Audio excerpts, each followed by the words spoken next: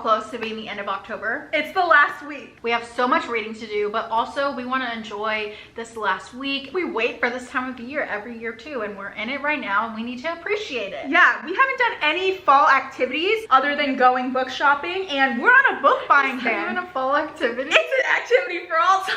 Since we are in a book buying ban, we're not allowed to step inside a bookstore because we will purchase books.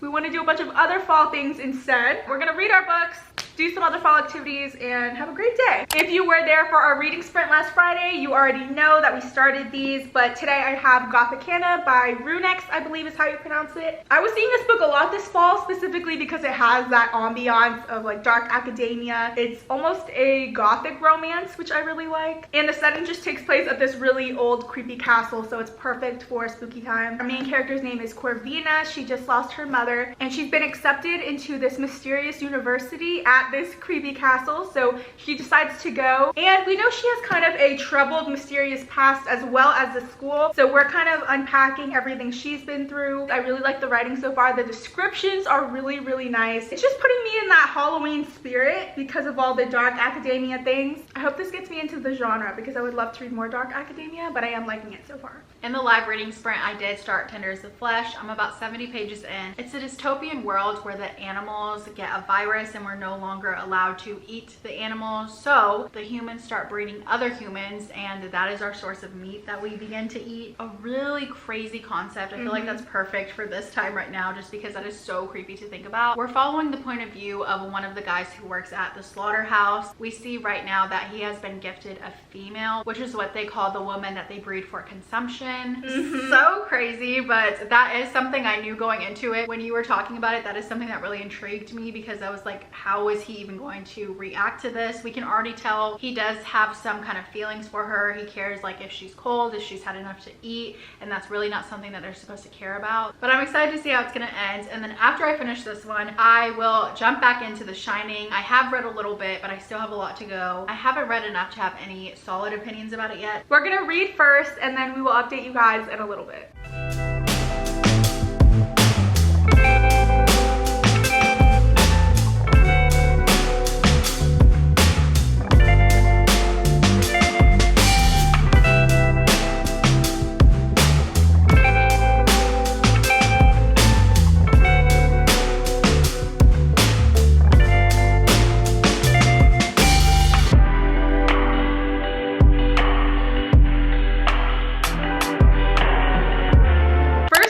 It's been a long time since we saw you last. We did finish. I finished Tender as the Flesh. Because this book was so small, I kept reading The Shining. The ending of this, I feel like I saw coming. I know you said you didn't. Yeah, I didn't. Throughout the whole thing, I thought there was going to be like more interactions with him and the female. We got a lot of talk about like him and his co-workers and him and his sister and the dad, all for the ending not to have anything to do with any of that. I think it was more just trying to build the world and like giving you a good understanding of his life first. It's a good little short read though. Yeah. I don't know what I'm gonna rate it yet. Either a 3 or a 3.5. Like I said before, the atmosphere, the way this book feels, I'm obsessed with. But I will say I'm a little disappointed with the ending. They left several things unexplained. There was a bunch of plot holes and they tried to give an excuse for it all by the way they tied it up at the end, and I don't like that. I almost felt like it was a lazy way out to kind of just try to explain everything away. There was just a lot of things that were left unanswered, and I don't like that. I don't believe there's gonna be a book 2 just because there was like a bit of an epilogue. However, at the very end it says the end for now, so maybe there will be a sequel that does explain some of these unanswered plot holes. If not, I don't know. I really enjoyed the book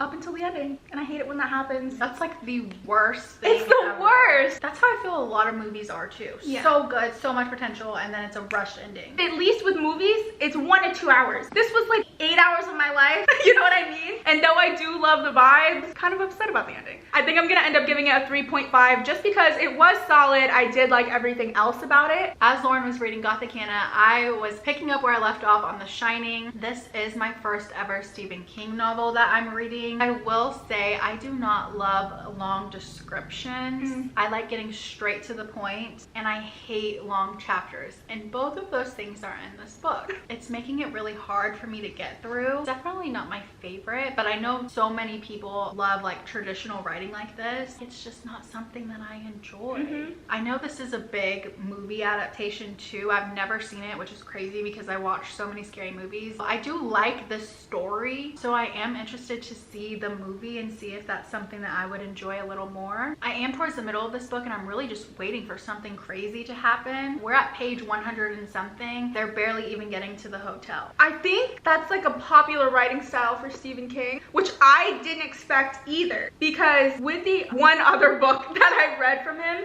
I felt the same way. And I think his writing is more about the characters and like the dynamics with everything, and it's more like subtle scary than like big thriller suspense moments. So I think that's why I don't love them as much. Like that's what we like. Right. So he just might not be our favorite. So now I just need to read the second half and hopefully things start picking up. We're sitting at a 3 right now. Ooh, so since I finished Gothicana, I am going to start the Kiss Curse now. I don't know how much I'm gonna get through. I didn't end up rereading the X-Hex, which was my original plan. I just remember enough that I can jump right into the story. But I am excited to read about the cousin and her romance. So yeah, I guess we're just gonna go ahead and keep on reading.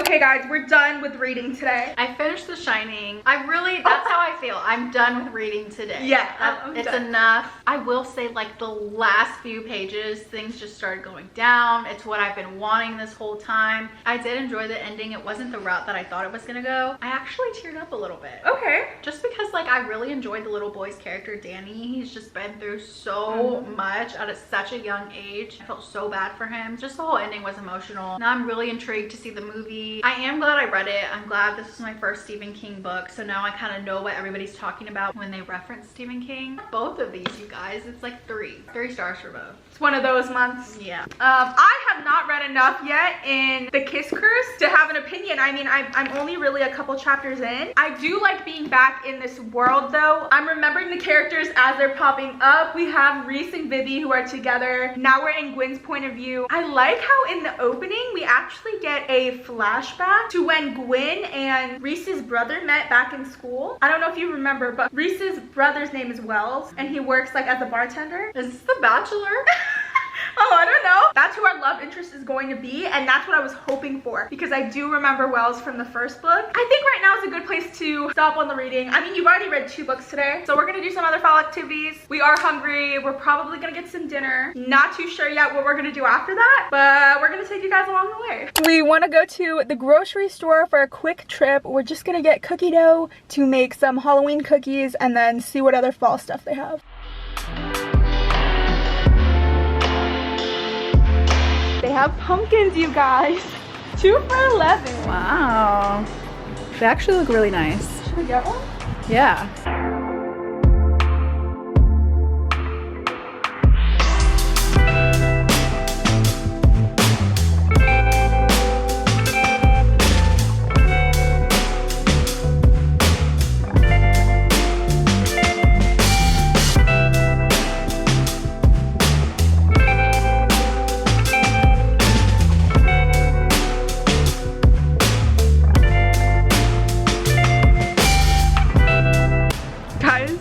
Look at what we just found right here. So cute. Oh my god. This is a big one. We had no idea that they had a little library here. And we come here all the time. We come here all the time. Cute. Grocery haul, you guys. We ended up actually doing 2 small pumpkins so we can paint them instead of having to carve like a large one, because that's very time consuming. So we got those, and then we got the chocolate chip cookie dough. Then I got some cups. Not that I needed any more cups. These are the color changing cups. Yeah, that's really cool that they do that. Nice. I didn't even know they had those. 20 bucks. 20 bucks. All right, so we're gonna bake these up first and then cut them out and decorate them.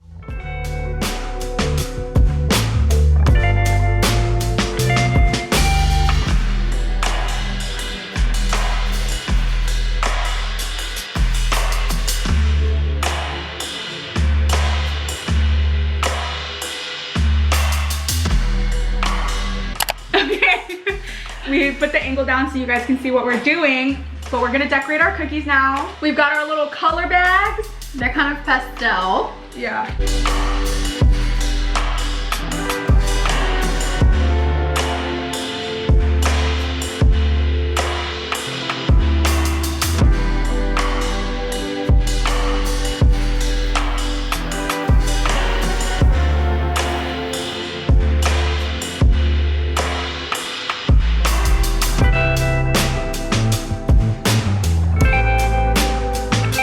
Outside to paint our pumpkins. We have a cute little setup here. We have our pumpkins and all of our paint lined up. Our cookies came out so cute. This is the setup. It feels so good out here. So we're gonna paint our pumpkins. We're gonna eat some cookies. We're gonna enjoy this last spooky week. We'll show you our pumpkins when we're done.